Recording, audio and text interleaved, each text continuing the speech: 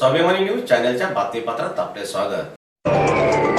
धुळे महानगरपालिकेला दिलेल्या निवेदनाची दखल घेत पांढरा नदी काठच्या परिसरात स्वच्छता मोहिमेला आजपासून सुरुवात। मनपा प्रशासनाला दिलेल्या निवेदनाची तात्काळ दखल घेत धुळे महानगरपालिकेच्या महापौरांच्या आदेशान्वये पांढरा नदी काठच्या परिसरातील स्वच्छता मोहिमेला आजपासून सुरुवात करण्यात आली आहे। दरम्यान मनपा प्रशासनाच्या वतीने साफसफाई, कचरा उचलणे आणि झाडाझडतीची कामे हाती घेण्यात आलेली असून पांढरा नदी परिसर स्वच्छता व सुंदर करण्यासाठी विशेष पथक नियुक्त करण्यात आलेले होते।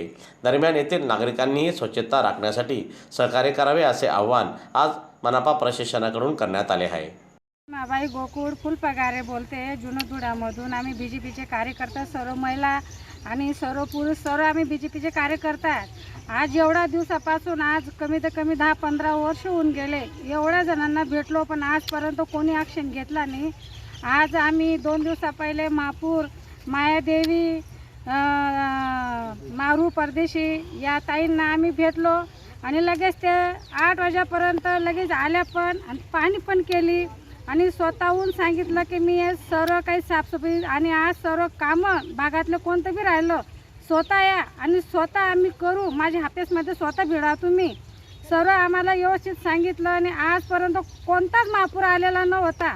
आज या ताईंनी जोराने ॲक्शन घेतलं आणि लगेच JCB पाठवलं आणि लगेच साफसफाईचं बी काम चालू झालं।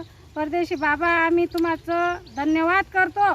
आणि आज नाही महिलांच्या तर नाही मानल्या पण मला सांगून गेल्या तर ताईन त्या गल्लीमधले टॉयलेट महिलांच्या 5 वर्षापासून संडास पाडून ठेवलेले, पण आता त्यांनी सांगितलं आपण सर्व काही सोय लावू बा महिलांची बी आणि गटरी रस्ता सर्व काही तुंबलेले पडलेले सर्व काही आम्ही काम करू बा सर्व व्यवस्थित। पण काही म्हणजे आजपर्यंत एकदम कोणताच भागात असं काम झालं नाही, पण आजपासून आमच्या भागाचं काम चालू केलं असं त्यांनी आम्हाला सांगितलं।